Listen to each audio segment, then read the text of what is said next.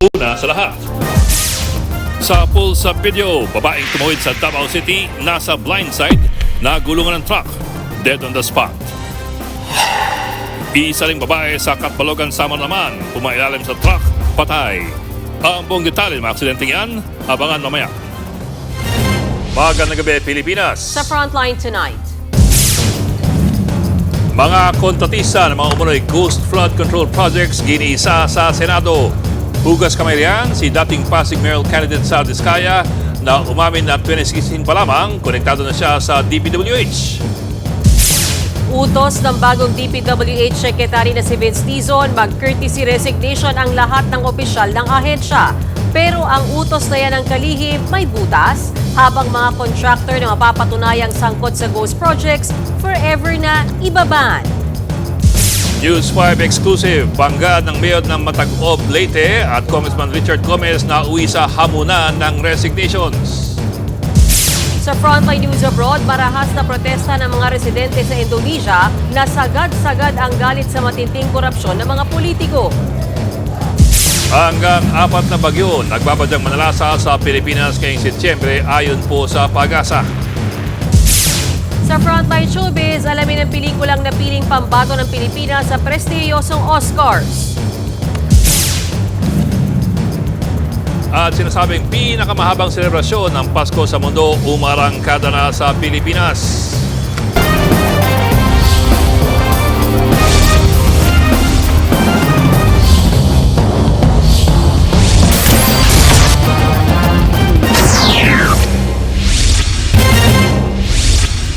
Ginisa sa Senado ang mga kontraktor ng mga iniimbisigang flood control projects. Kabilang po dyan si dating Pasig Mayoral candidate sa Diskaya na inamin na meron siyang higit 20 luxury cars. Napag-alaman din na pagmamay-ari niya ang siyam na construction companies. 2016 pa lang daw ay konektado na si Diskaya sa DPWH. Narito ang aking report. Sa pagpapatuloy ng pagdinig ng Senate Blue Ribbon Committee tungkol sa mga anomalya sa flood control projects, humarap ang mga contractors ng mga proyektong ito. Isa sa mga ginisa ng mga senador, si Sara Diskaya, ang may-ari ng Alpha and Omega na top 2 sa may pinakamaraming flood control project sa bansa. Inusisa siya dahil sa yaman niya at koleksyon ng luxury cars. Doon sa interview mo, binili mo yung isang Rolls Royce dahil nagandahan ka sa payong? Tama ba? Sir, yes po. Ilan yung luxury cars mo? 28 po. Ang isang sasakyan pa lang tulad ng Rolls-Royce, nagkakahalaga daw ng 42 million pesos. This is unbelievable. Ngayon lang ako nakarinig na isang tao o mag-asawa na ganito, kadami ang kotse na mamahalin. Tapos pera ng gobyerno. Ano ba? Nasaan ang konsyensya nyo, madam? Tanong tuloy ng mga senador, kailan nagsimulang kumita ng limpak-limpak si Diskaya? Sa isang panayam kasi, sinabi ni Diskaya na nagsimulang gumanda ang buhay niya nang maging contractor sila ng DPWH. Pero sa pagdinig, nilinaw ni Diskaya na hindi lang sila sa DPWH kumita. 23 years na raw silang nasa construction business at nagsimula raw silang makakuha ng flood control projects noong administrasyong Duterte o noong taong 2016. Kailan kayo nag-engage ng flood control project sa DPWH? Siguro mga 2016 onwards. Please make sure of your answer. Yes po, 2016 onwards po. 2016 onwards? Yes po. In the 23 years, pwede naman siguro kami po kumita. Yung billion, when I said DPWH, because prior to that, we were in local government. So ang hirap makasingil sa local government. They spliced the video that was taken of me and just mentioned the DPWH. Dumistansya naman si Senator Bongo sa negosyo ng ama na CLTG Builders, ang kumpanyang naging kasosyo nila Diskaya. Kung meron pong pagkukulang o deficiencies or mali, ako mismo po ang magre-rekomenda sa committee ito na kasuhan kayo kahit kasama ang kamag-anak ko. Mula 2022 hanggang 2025, posibleng umabot na raw sa 400 proyekto ang nakuha ni Diskaya sa DPWH. Nationwide din ang mga kontrata nila pero wala raw silang ghost project. Dahil tila pinapaboran daw ang mga kumpanya ni Diskaya, tinanong tuloy siya kung may connection siya sa DPWH. Kayo sa mga una nakakita at nakakapili ng mga projects. Bago pa mabuo ang national expenditure, parang menu lang sa restaurant na nakaka-order kayo kaagad. Sino ang point person nyo sa DPWH na nagbibigay sa inyo ng informasyon na ito, o para sa inyo, ito para sa kanya? Sino? Sir, wala po akong nakakausap po. Hindi kami maniniwala niyan, wala kayong kilala sa DPWH. Inamin ni Diskaya na part owner siya ng 9 na construction companies na nakakuha ng proyekto sa gobyerno. Noong una, sinabi niyang nag-divest na siya rito at tanging Alpha and Omega lang ang tinututukan niya. Pero lumalabas na Chief Financial Officer pa pala siya ng ilang kumpanya. Kung nag-divest na po kayo, official pa rin po kayo dyan. Tumutulong lang po ako dun sa mga ibang companies po. So you haven't, with the permission, you haven't completely divested all your interest in that Before we particular company. continue, let's... Ang 9 na kumpanya raw na ito, minsan pang naglalaban-laban sa iisang bidding. Kahit isa sa siyam na manalo, sa'yo pa rin yun, ikaw pa rin ang panalo. Correct? Opo. Sagot po dyan, Senate Pro Temp, nagbibiding-bidingan. Hindi naman makapagsalita ng diretsyo ang may-ari ng Wawaw Builders na si Mark Alan Arevalo nang tanungin ng mga senador tungkol sa ilang ghost projects umano sa Bulacan. I invoke my right against self-incrimination, Your Honor. Anak ng patingo. Tinatanong ko, how can my question incriminate you? Sorry po, Your Honor. Muntik tuloy siyang ipakontempt ng mga senador dahil kahit top 12 ang Wawaw sa may pinakamaraming flood control project sa bansa, hindi makasagot si Arevalo. Ang MG Samidan Construction naman na may 250,000 pesos lang na kapital pero nakakuha ng 5 bilyong pisong flood control projects, tinanong din tungkol sa umunoy ghost projects pero itinanggihan ng may-ari na si Marjorie Samidan. Lumulutang na ang mga katotohanan mula sa mga anomalya sa flood control projects pero marami pa ring mga baho ang dapat na halukayin. Hanggang ngayon, hindi pa rin naituturo kung sino-sino ba ang nagpayaman habang nilulunod ang taong bayan. Wala po. Wala po. So, Mr. Chair, it would... Isa pang ginisa sa Senado ang DPWH District Engineer na isinasangkot sa maanomalyang mga proyekto sa Bulacan. Naungkat din ang pagkakasino niya. Narito ang aking report. Naghugas kamay ang dating district engineer ng Bulacan na nakakasakop sa mga bayan na nakitaan ng ghost flood control projects. Siya si Engineer Henry Alcantara na una nang tinumbok ni Senator Ping Lacson sa kanyang expose ng mga anomalya. Sa pagdinig ng Senado, sinabi niyang wala siyang alam kahit siya ang pumirma sa lahat ng dokumento. Ako po'y umaasa at nagtitiwala sa mga tao ko na lahat po sila nakapirma na. Sa bandang huli, ako po, yun po, aminin ko, may negligence on my part. Ako'y walang kinalaman dyan sa mga ganyang gawain. Pero hindi yan bumenta kay Senador Bato de la Rosa. Pag magmaangan ka, pag may pirma sila, pirma ka na lang rin. The buck stops at the district engineer. Ibinunyag naman ni Senator J.V. Ejercito na suki daw ng kasino si Alcantara kasama ang pumalit sa kanyang district engineer na si Bryce Hernandez. 10 a.m. to 2 p.m., 2 p.m. diretso na raw kayo at nagkakasino. Totoo ba ito? Hindi. Paano ho kayo nakakapasok? Considering that you are government officials. Hindi ko po alam kung magkano tinataya niya dahil hindi naman po kami magkasama sa table. Inamin ko po, ako po'y nakakapasok sa kasino. Nagkakasino po kayo. Inamin ko po. Nauna nang sinabi ni Lacson na 100 milyon umano ang ipinatatalo sa kasino ng isa kina Alcantara at Hernandez. Pero walang kinumpirma si Alcantara tungkol dyan. Itinanggi naman ni Alcantara ang impormasyong nangumpisal daw siya kay dating DPWH Secretary Manuel Bunoan na 7.3 billion pesos ang nasayang sa flood control projects. Isa pang ginisa sa pagdinig ng Senado ang umano'y bentahan ng accreditation na umaabot daw sa 2 milyong piso. Kaliwat kanang panenermo naman ang inabot mula sa mga senador ng Philippine Contractors Accreditation Board. Tanong kasi ng mga senador sa PICAB, bakit nire-renew pa nila ang lisensya ng mga kontratistang nauna nang masuspinde o binlacklist ng DPWH? Dumepensa naman ang PICAB. The blacklist that was issued by the DPWH, Your Honor, has certain time limitations.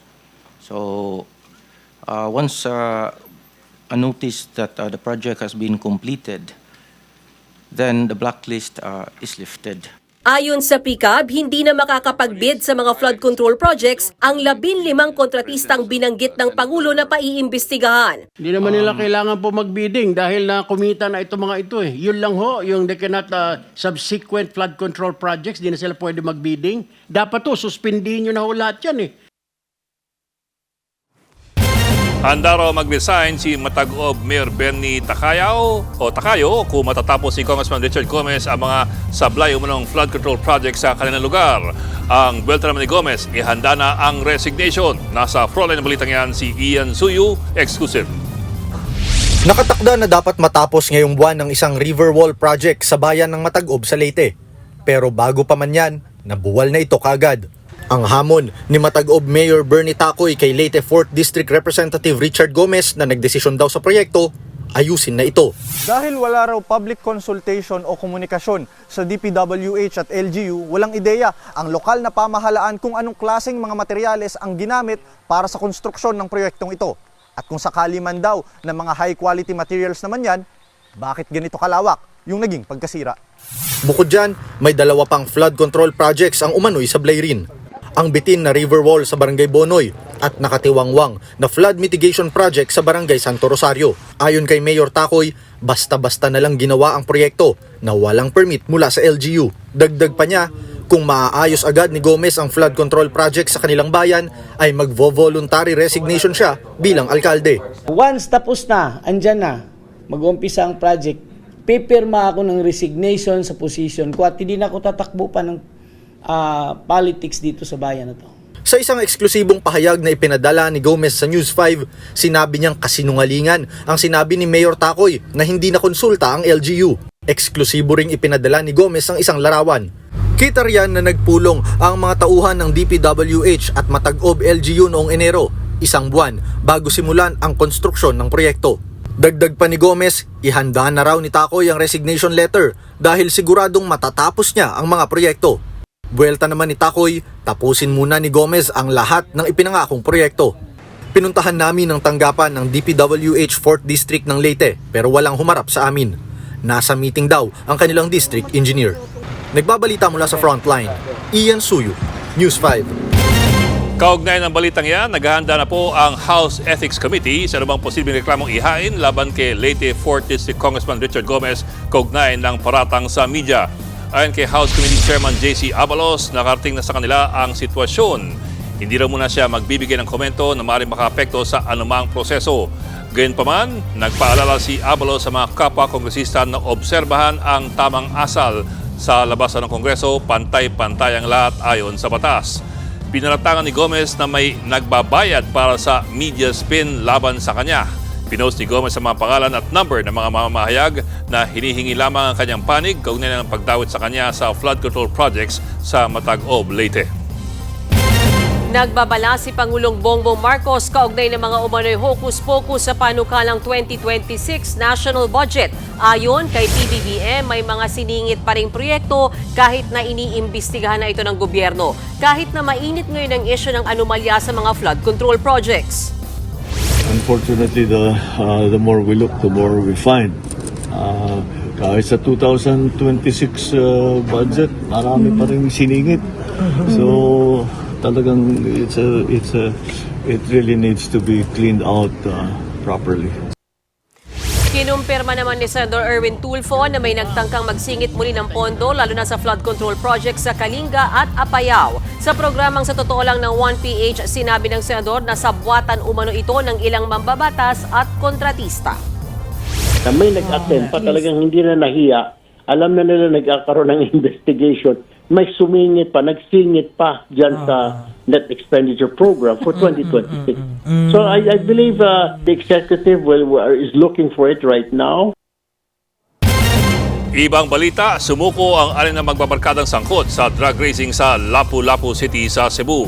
Ang kanilang karerahan sinisisi sa disgrasyang kinasangkutan ng isa pang rider. Nasa frontline ng balita si John Rowan ng News 5 Visayas. Harurot kung harurot ang 3 motorsiklong yan sa Lapu-Lapu City, Cebu pasado alas 4 ng madaling araw nitong August 29. Sa gitna ng karera, muntik na nga nilang mabundol ang isang motorista sa intersection. Natatakot tuloy ang ilang mga residente sa lugar sa mga kamuting rider. Delikado talaga ang ginawa nila. Sa highway pa talaga at may pedestrian lane pa. Madadami kasi yung ibang nag-iingat mag-drive para makaiwas sa aksidente.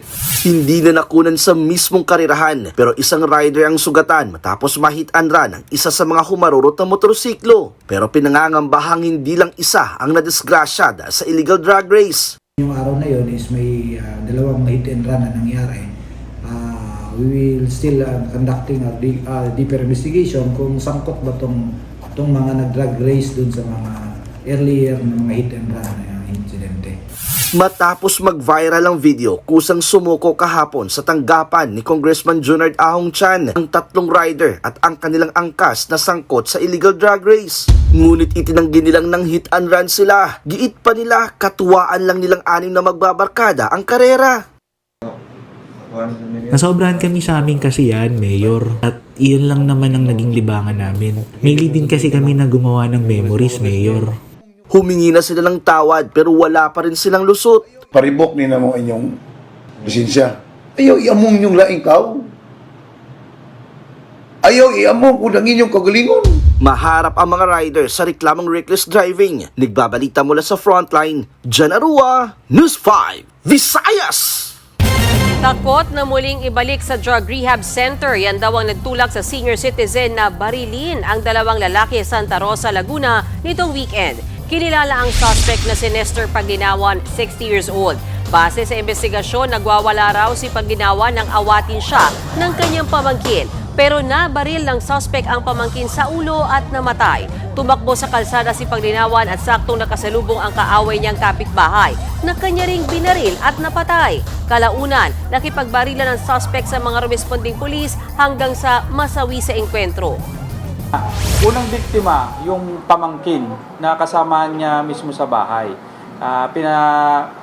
Siya kasi yung nagparehab dito sa uncle niya. So pinaginalaan niya na kasabwat din yung isang napatay niya yung pangalawang biktima. Magkakasang ilang grupo ng seri ng protesta para pigilan na nagbabadyang dagdag singil sa terminal fee sa NAIA. Nasa frontline balitang yan si Gary De Leon. Sa darating na September 14 na ipatutupad ang taas singil sa terminal fee sa Ninoy Aquino International Airport o NAIA. Mula sa dating 550 pesos, tataas sa 950 pesos ang singil sa mga babiyahe abroad. 390 pesos naman ang taas singil mula sa dating 200 pesos para sa domestic passengers.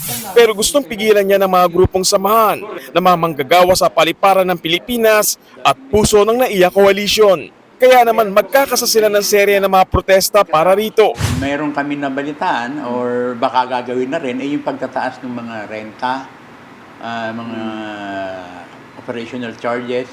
Una na itong inaakyat ng grupo sa Korte Suprema para ipawalang bisa ang taas singil sa ilalim ng NAIA Public-Private Partnership. Pero wala pang desisyon ang kataas-taasang hukuman kaya idadaanan nila ito sa protesta. Tatawag kami or may mga kasama kaming hinihikayat. Actually, hindi man hinihikayat, kundi alam naman namin apektado yung hanay nila. We will not violate the law. Yun lang. But we will see to it na mararamdaman ng matindi ng mga concerned parties na nasa SMC at gobyerno yung ginawa nilang kalokohan. Giniit na rin noon ng grupo na iligal ang taas singil dahil hindi raw sinali umano ang mga tutol sa naturang partnership sa nangyaring konsultasyon. Dapat din daw na idaan muna ito sa Kongreso, kaya nananawagan din sila sa Kamara na imbestigahan na naturang kasunduan. Depensa naman ng Manila International Airport Authority, legal at bahagi ng rehabilitasyon ng NAIA ang pagtaas ng terminal fee at iba pang bayarin. It is a form of security din kasi as far as the return is concerned for the private proponent. It is a way for them to guarantee na pag kayo pumasok sa kontrata na ito yung kikitain mo. Nanindigan din ang MIA na hindi nila ipapasa sa mga pasahero ang iba pang taas singil sa rental fee. Kaya panawagan nila sa magpoprotesta. Ito dapat, may kalakip din na responsibilidad niyan. Ang responsibilidad na ito, ang kalakip niyan is of course respecting also yung rights ng commuting public. Nagbabalita mula sa Frontline, Gary De Leon, News 5. Kasunod ng marahas na protesta ng mga galit sa korap, tinanggal na ang ilang allowance at benefits sa mga kongresista sa Indonesia.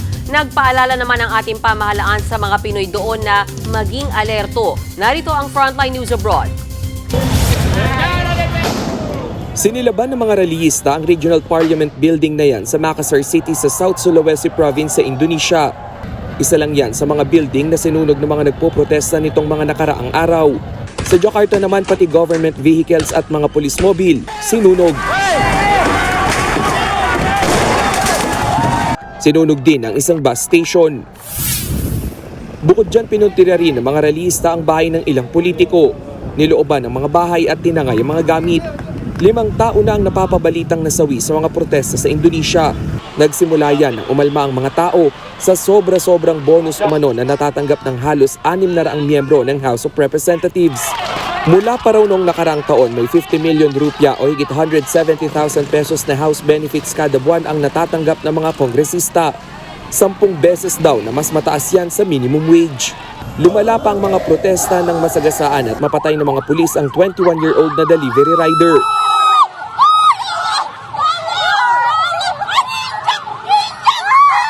Una nang nanawagan si Indonesian President Prabowo Subianto sa publiko na kumalma at magtiwala sa kanyang pamumuno. Pero hindi pa rin humupa ang tensyon. Sa ngayon, tinanggal na ang ilang allowance at pribilehiyo ng mga kongresista. Nagpaabot naman ng suporta ang grupong bayan sa mga nagprotesta. Git nila nag-e-echo o pareho lang daw tayo ng sitwasyon sa Indonesia pagdating sa korupsyon at kawalan ng pananagutan. Nagpaalala naman ang Department of Foreign Affairs sa mga Pilipino roon na manatili sa kanilang tirahan at umiwas sa mga maraming tao sa gitna ng gulo. Sa ngayon, wala naman daw Pinoy na nadamay sa protesta. Nagbabalita mula sa frontline, Rainiel Pawid, News 5.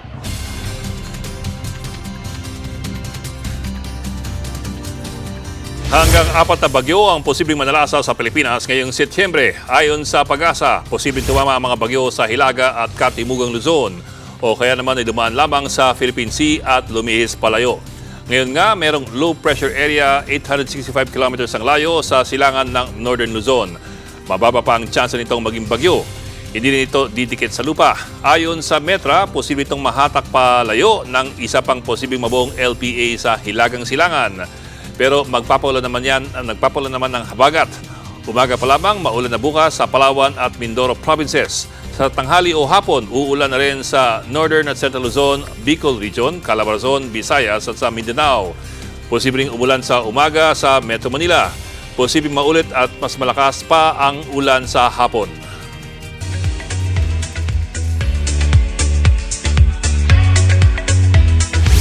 Showbiz tonight na tayo. May entry na ang Pilipinas sa prestihiyosong Academy Awards o Oscars. Yan ang pelikula ni Direk Love Diaz na Magellan. Nasa frontline ng balitang yan si Von Belinario. It's official! Ang pelikulang Magellan ang pambato ng Pilipinas sa 98 Academy Awards o Oscars. Para yan sa Best International Feature category. True to its title, tungkod ang pelikula sa ekspedisyon ng Portuguese explorer na si Magellan sa Pilipinas. Nag-world premiere na ito sa Cannes Film Festival at nakatanggap ng 5-minute standing ovation. Ang direktor nitong si Love Diaz, proud na mapili sa Oscars. Edge daw nila na Academy member si Direk Love at kilala ang main actor nilang si Gael Garcia Bernal. Ang Oscars kasi butas ng karayom yan eh. It's more an election process. So, ang methodology is we have to campaign. Buti na lang we have good distributors sa North America. Ayon sa Film Academy of the Philippines, pinili nila ang Magellan dahil sa inihatid nitong tema. Pero naging masalimuot din daw ang pagpili sa mga pelikula. What do we consider? Yung ganda ng pelikula, yung international appeal, at yung ikatlo, yung ability to campaign. Ginawa ang anunsyo kasabay ng launching ng pagdiriwang ng Philippine Film Industry Month sa Mandaluyong City. Ipinalabas din dito bilang bahagi ng special feature ang Ikaw Ay Akin ni National Artist for Film and Broadcast Arts Nora Honor at Star for All Seasons Vilma Santos. Nagbabalita mula sa frontline, Von Belinario, News 5. May official trailer na para sa historical fiction romance series na I Love You Since 1892. Ang pag-iibigan natin ay muling maisusulat sa araw ng ika-4 na pagkakataon. Ngayon ang araw na yun. Carmelita? Nasaan ako? Anong lugar to? Kailangan ko umuwi! Pagbibidahan yan nina Jerome Ponce, Joseph Marco at Heaven Paralejo. Adaptation ito ng original Wattpad publication ni Binibining Mia. Ang istorya, mapapa-time travel sa year 1892 ang karakter ni Heaven na si Carmela. Mamumuhay siya bilang si Carmelita at pipigilan ang isang trahedya. Streaming na ang I Love You Since 1892 this September 2 sa Viva One. May mga nakahakda pa kong mga showbiz updates kaya huwag kayong bibitiw. Susunod, Public Works Secretary Vince Dizon, pinag-courtesy resignations ang lahat ng mga opisyal ng ahensya. Ilang senador nagkakainitan sa panukalang pagbuo ng Independent Commission para tutukan ang flood control scam. PNP, pinawala ng pahayag ng China na dumaraming umunong krimen sa Pilipinas. At Christine Reyes, kinumpirmang may bago na siyang dinedate. Magbabalik pa ang Frontline Tonight.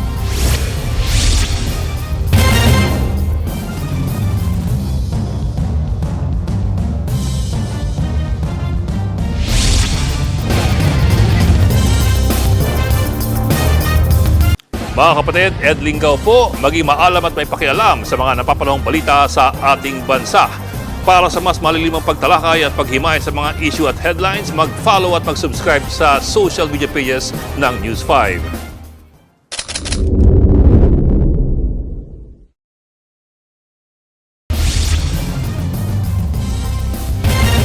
May nagbabadyang mass resignation sa DPWH sa ilalim ng bagong liderato ni Secretary Vince Dizon. Plano niya ring patawan ng lifetime ban ang mga kontratistang mapapatunayang sangkot sa katiwalian. Nasa frontline ng balitang yan si Maricel Halili. Grabe ang pagbaha sa Quezon City nitong Sabado, biglaan at matindi. Kaya naman agad itong pinuna ng bagong kalihim ng DPWH na si Vince Dizon matapos ang kanyang panunumpa sa Malacanang kaninang umaga. Giit ni Dizon, hindi mangyayari ang mga palpak na flood control projects kung walang sabuatan sa loob ng DPWH. Kaya agad siyang nag-utos, mag-courtesy resignation ang lahat ng opisyal mula undersecretaries hanggang district engineers. Utos ng Pangulo, palitan ng mga korap. Hanapin ang mga matitinong tauhan para sa mga sensitibong posisyon. Hindi ko po matatanggap at hindi po matatanggap ng ating Pangulo na manunood na lang po tayong lahat sa TV habang ang mga kababayan natin ay nagdurusa araw-araw. It is unacceptable. Hindi na lang isang taon ang ipapatupad na blacklist sa mga kontraktor. Gagawin na itong lifetime o habang buhay laban sa mga korap. Maaaring unang sampulan ng mga contractor sa mga palpak na proyekto sa Bulacan at Benguet na personal na binisita ni Pangulong Bongbong Marcos. Kapag ang isang project ng isang contractor ay ghost o napatunayang substandard, wala na po itong proseso, wala nang investigasyon, automatic po blacklisted for life ang contractor na yan. May kaakibat din pong kaso yan. Kasabay nito, i-revamp din ang Philippine Contractors Accreditation Board dahil umano sa pagbebenta ng accreditation. Kasabay nito, i-revamp na rin ang Philippine Contractors Accreditation Board. Nauna nang inakusahan ni Senador Ping Lacson na sangkot sa pagbebenta ng accreditation ang PCAP. Inilalatag na rin ng Malacanang ang executive order para sa isang independent commission na susubaybay sa mga anomalya. Posibleng isama rito ang forensic investigators, abogado at justices. Independent Commission will be the investigative arm. They will make recommendations as to how to proceed, whether kasuhan itong mga ito or i-ombudsman o dalhin sa DOJ, whatever it is. Tinanggap na rin ni PBBM ang pagbibitiw ni dating DPWH Secretary Manuel Bonoan kasunod ng mga anomalyang nadiskubre sa ilalim ng kanyang liderato. Pinili namang kapalit si Vince Dizon dahil sa maganda nitong track record sa Department of Transportation at pamilyar sa DPWH. Nagbabalita mula sa Frontline, Maricel Halili, News 5. Ang laking balita ng ianunsyo ng bagong Public Works Secretary Vince Dizon na hihingin niya ang courtesy resignations ng mga matataas na opisyal ng DPWH. Ito raw ang pinakaunang direktiba na ilalabas ni Dizon bilang kalihim ng DPWH. Ang mga apektado raw, top to bottom, mga undersecretaries, mga assistant secretaries, mga division heads, at yung mga kontrobersyal na regional directors at mga district engineers. Magsasagawa raw sila ng isang komprehensibong review na tatagal ng 1 hanggang 2 buwan. Ang ganda nga naman pakinggan, radikal na pagbabago. Pero ang isang hindi na pag-uusapan po ay ito. Hindi po ganun kadali hingin ng resignations ng mga civil service eligible o yung mga permanenteng posisyon na sa gobyerno. Halimbawa, ayon po sa batas at patakaran ng Civil Service Commission, ang mga may ganitong posisyon ay merong tinatawag na Career Executive Service Eligibility. Ang mga kontrobersyal naman na district engineers ng DPWH, meron pong Career Service Eligibility na pinasa nung pumasok sila sa serbisyo. Ano pong ibig sabihin ng mga ito? Ibig pong sabihin, hindi po sila basta-basta pwedeng pilitin na mag-resign.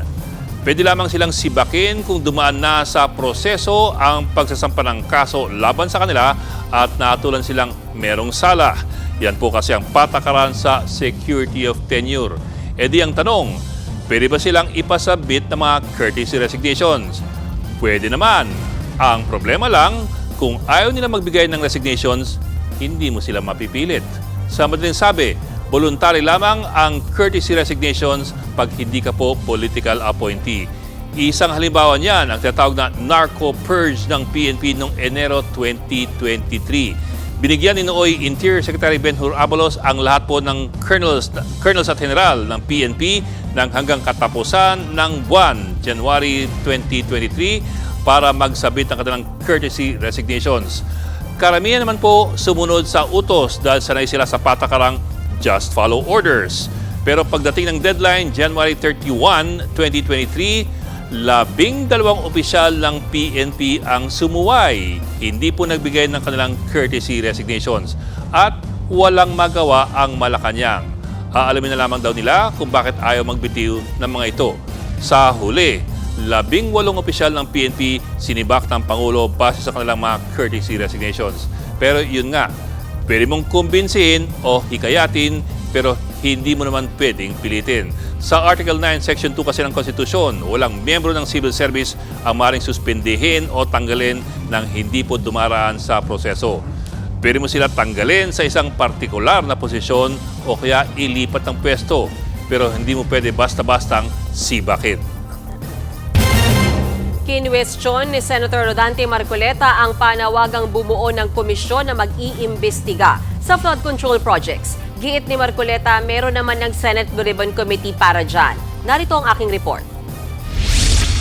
May tensyon sa Senado. Habang tuloy ang investigasyon ng Senate Blue Ribbon Committee sa flood control scam, may panibagong panukala ang ilang minority senators. Gusto nila ng independent commission para tumutok sa mga anomalya. Suportado yan maging ni Senator Kiko Pangilinan na miyembro ng mayorya. Mungkahi pa niya, pwedeng pamunuan ito ni dating Ombudsman Conchita Carpio Morales, dating DPWH Secretary Rogelio Singson at Baguio Mayor Benjamin Magalong. Pero hindi yan nagustuhan ni Blue Ribbon Chairman Senator Rodante Marcoleta. Ang dating sa kanya, iniinsulto siya. Kung gusto raw ni Pangilinan na palitan siya, magpresenta na lang siya. Umalma si Pangilinan. Giit niya, hindi siya ang nagmungkahi niyan. Kulang daw sa research si Marcoleta. Si Senate Minority Leader Tito Soto raw ang nagpanukala ng Independent Commission at hindi rin naman daw pinipigilang mag-imbestiga si Marcoleta. Dagdag pa ni Pangilinan, wala siyang panahon sa personalan, trabaho lang. Pinasaringan din ni Marcoleta si Senator Ping Lacson na umapila raw na baguhin ang hearing schedule para hindi magsabay sa budget hearing. Gate ni Marcoleta, pinapakialaman siya. Buwelta naman ni Senator Lacson, walang nanghihimasok. Gusto lang daw nilang maayos ang gobyerno.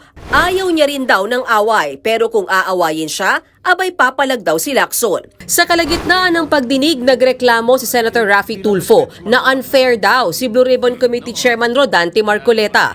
Tinitipid daw kasi si Tulfo sa pagtatanong at 2 lang ang pwede habang 1 to sawa sa ibang senador. Dapat maging fair ka, Mr. Chair. Pag sinabi mong 2 questions, 2 minutes talaga, you have to stick with it. You're not being fair, Mr. Chair. I am fair kasi nandito ka sa... No, kasi nung last time, sabi mo sa akin, 2 questions lamang. Sabi mo 1 question. Sabi ko, tinitipid mo ako sa... Como nag-uumpisa tayo noon at kinakailangan nating mabakate ang plenary at exactly 2:15, kaya tayo nagmadali. Kaya naman sabi ko sa inyo, pasensya na muna. I am following a schedule here. Pinabulanan ng PNP ang pahayag ng China na dumarami di umano ang mga krimen sa Pilipinas. Ayon sa PNP, bumaba pa nga raw ng 4,000 ang naitalang kaso ngayong taon kumpara noong 2024. Ang DFA naman, tinututukan ng mga krimen ng Chinese laban sa kapwa Chinese. Bukas din daw ang Pilipinas na pag-usapan ng mga isyong ito kasama ang China. Sa travel advisory ng Beijing, iwasan din daw ang pagpunta sa tinatawag nitong areas of chaos sa Pilipinas at siguruhing ligtas ang sarili at ang mga ari-arian.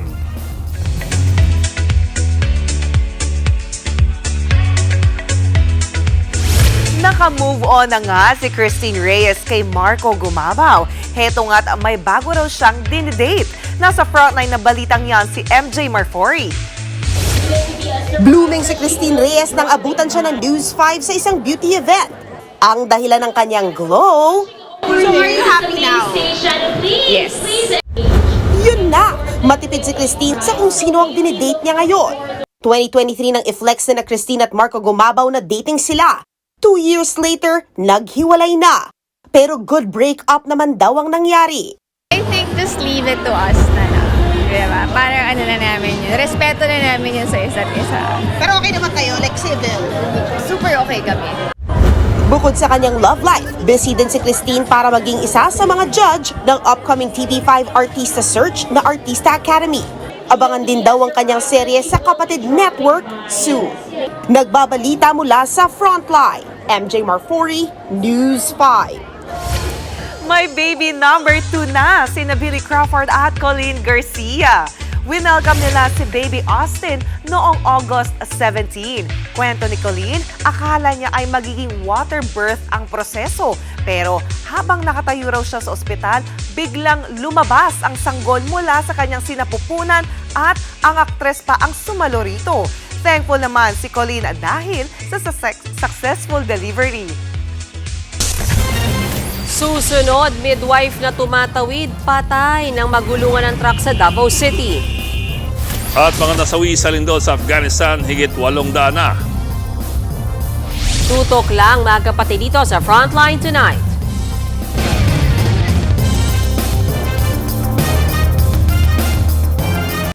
Mga kapatid, Mean Los Baños po, huwag magpahuli sa mga balita at impormasyong dapat ninyong malaman. Para sa mas malawak na balitaan at diskusyon, mag-follow at mag-subscribe na sa social media pages ng News 5.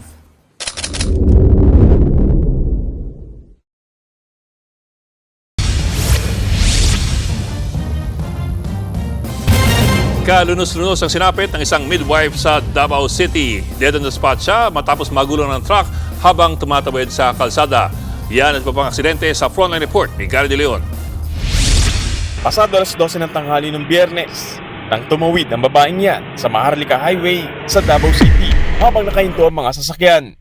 Hanggang sa biglang umusad ang trapiko, nasapul at nagulungan ng trailer truck ang babae. Dead on the spot ang 59 taong gulang na biktima na napag-alamang isang midwife. Base sa investigasyon, sinamantala ng babae na tumawid habang nakahinto ang mga sasakyan. Hindi na niya napansing umusad ang truck. Hawak na ng mga pulis ang truck driver. Bulagta ang babaeng ito matapos pumailalim sa isang truck sa Catbalogan City, Samar. Dinala pa siya sa ospital pero tuluyang binawian ng buhay. Base sa investigasyon, nakaangkas sa isang rider ang babae. Pabilis raw ang takbo ng motorsiklo habang bumabiyahe pa Maynila. Pagdating sa matrapik na bahagi ng kalsada, sinubukan promeno ng rider pero nadulas ang kanilang motor. Pagka-slide niya, kinabig niya sa kaliwa para hindi niya mapangga yung isang vehicle na nasa unahan niya. Natumba siya tapos tumilapon yung kuwan niya, yung victim natin. Ayun, nasagasaan na po ng truck. Nakakulong na ang truck driver na maharap sa reklamong reckless imprudence resulting in homicide. Nagbabalita mula sa Frontline, Gary De Leon, News 5. Sa Frontline News Abroad, napatay ng Israeli military ang tagapagsalita ng grupong Hamas sa Gaza. Ayon sa Prime Minister ng Israel, napaslang sa isang joint operation ng Hamas spokesperson na si Abu Ubaida. Wala pa namang komento rito ang Hamas. 19 na Palestinian naman ang nasawi ngayong araw dahil sa patuloy na airstrike ng Israel. Dinala na ang ilan sa mga bangkay sa isang ospital sa Gaza. Sa Afghanistan naman, higit 800 ang pinangambahang namatay sa magnitude 6 na lindol sa ilang eastern province. Higit 2,000 naman ang sugatan. Agad isinakay sa mga chopper ang mga na-recover na bangkay. Isa raw ito sa pinakamalakas na lindol sa Afghanistan. Abangan, Christmas vibes simula na ngayong Vermonts. At SB19, magsaserve ng music and fashion experience kasama ang fashion designer na si Francis Libiran. Tuloy-tuloy ang balitaan dito sa Frontline Tonight.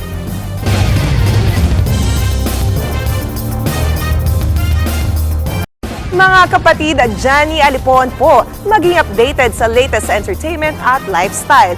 Huwag magpahuli, mag-follow at mag-subscribe na sa social media pages ng News 5.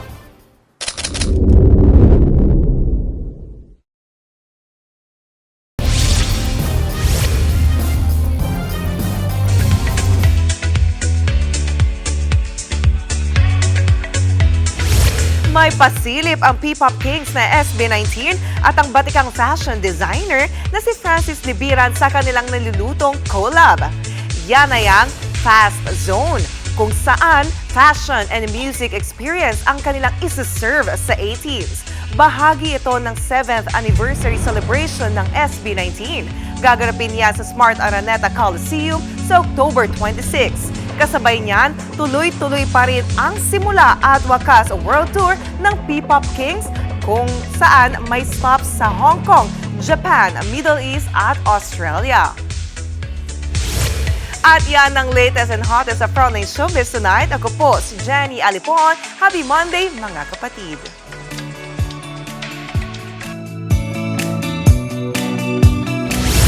At para naman sa ating pabaong pampag-good night, walang tatalo sa Paskong Pinoy. Wala talaga. Unang araw pa lang ng Setyembre, Bok, kaliwat ka na mga Christmas decor. Panoorin yan sa report ni Laila Pangilinan. It's that time of the year again. Vermonts na! Meaning, Christmas feels is everywhere dito sa Pinas o saan man worldwide na may Pinoy. Pero bago pa man ang Vermonts, alam nyo bang dito sa Jose Abad Santos Avenue, San Fernando, Pampanga, kumukuti-kutitam ang mga kalsada? Iba't ibang sukat, disenyo at kulay ng mga parol ang agaw pansin tuwing gabi. Living up to its name as the Lantern Capital of the Philippines. 800 pesos hanggang 15,000 pesos ang presyo ng parol sa San Fernando, depende sa laki at disenyo. Sabi nila pag Vermonts, mas mahal na eh. Pero maganda din kasi yung products. Excited na kami mag-decorate. May Christmas Village naman sa Alfonso, Cavite. Gingerbread ang tema ng village na may naglalakihang sweet treats. Ito lang naman ang biggest gingerbread house sa bansa. Sa mga mall naman, kanya-kanyang latag na rin ng garlands. Pati ang Embahada ng Amerika, nakiki-Vermonts na rin. Ang mga ito, patunay na tayong mga Noypi ang may pinakamahabang Christmas celebration sa buong mundo. Nagbabalita mula sa Frontline, Laila Pangilinan, News 5. Parang bitin eh. Inintay ko si Jose Marichan lumabas eh. Wene. Yan. Umpisa na ng gastos. Ayan na po. Ayan diba? na, Vermonts. Okay. Sige. Ano, 45 gusto mo maghintay ng Pasko? Inintay ko lumabas si Jose Marichan eh. Sayang, wala. At yan po, 45 minutong pag-imay sa malagang headlines. Balitan at diskusyon para sa paghubog ng matalinong opinyon. Kami yung kasangga sa pagpabalita. Ako po si Mean Los Baños. Ako naman po si Ed Lingao. Magandang gabi.